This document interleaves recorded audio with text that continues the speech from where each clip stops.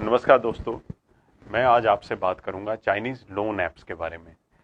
Internet use करते वक्त आप अक्सर इस तरह की ऐप्स को अपने सामने आते हुए देखते होंगे जो ये दावा करती हैं कि हम आपको बहुत सस्ते इंटरेस्ट रेट पर 5,000, 10,000, 15,000 रुपए तक का लोन उपलब्ध करवा देंगे। इस तरह के फ्रॉड में यूज़र्स जो हैं वो कई बार जानबूझकर या कई बार अनजाने में भी इन चाइनीज़ लोन ऐप्स को डाउनलोड कर लेते हैं। इन ऐप्स की खासियत ये है कि ये एक बार में एक ऐप नहीं डाउनलोड होगी, ये 2-3 या गुच्छे में कुछ ऐप्स डाउनलोड हो जाती हैं। इन ऐप्स को फिलहाल आप समझ रहे होंगे कि मेरा लोन प्रोसेसिंग इससे होगा। इसी दरमियान वो आपके मैसेजेस, आपकी फ़ोन गैलरी, आपके कॉन्टेक्ट्स, इन सब चीज़ों को हैक कर लेती है और इनके जो सर्वर हमारे देश से बाहर हैं उनमें ये डेटा ट्रांसफ़र हो जाता है। इस दरमियान आपको एक मैसेज आएगा कि आप अपना पैन कार्ड और आधार कार्ड केवाईसी फॉर्मेलिटीज़ के लिए हमें स्कैन करके दीजिए। आप वो स्कैन करके दे देंगे, 5-7 हज़ार रुपए का लोन वो आपको प्रोसेस करके इमीडिएटली आपके खाते में डलवा दिया जाएगा।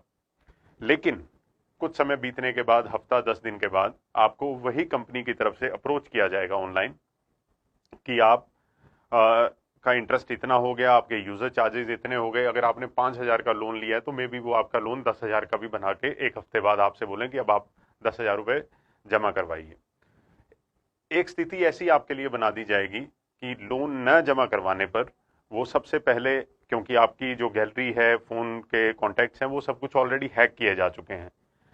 ऐसे मसले में ये फ्रॉड कंपनियां क्या करेंगी, वो आपकी मॉर्फ्ड इमेजेस, आपके बारे में आपत्तिजनक फोटोज या आपके फ़ोन से आपकी कुछ प्राइवेट डिटेल्स जो हैं वो जो इन्होंने हैक की हैं वो आपके कॉन्टैक्ट्स को भेजने की धमकी आपको देने लगेंगे।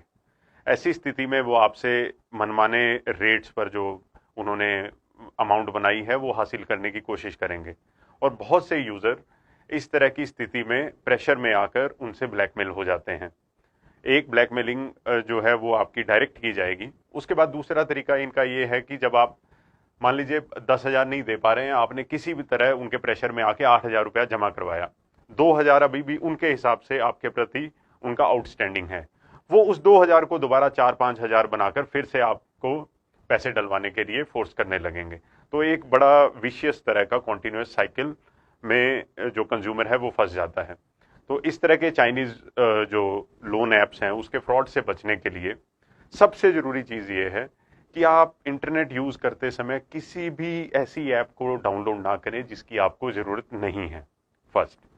सेकंड थिंग जिसको आपने बहुत ध्यान रखना है, मान लीजिए आपने कोई ऐप डाउनलोड कर ली तो उसके बाद आपके फोन में आपसे परमिशंस मांगी जाती हैं कि क्या इस ऐप को आप मैसेज, गैलरी, कॉन्टेक्ट्स यूज करने की परमिशन दे रहे हैं, तो आप ऐसी परमिशन ना दें।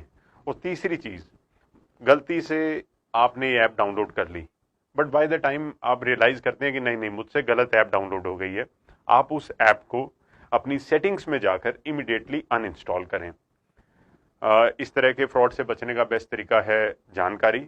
हमारी कोशिश ये है कि आपको इस तरह की जानकारी देकर इस तरह की जो लोन ऐप्स हैं उनको डाउनलोड करने से बचाया जाए। और इन केस आपके साथ अगर ऐसा फ्रॉड हो जाता है तो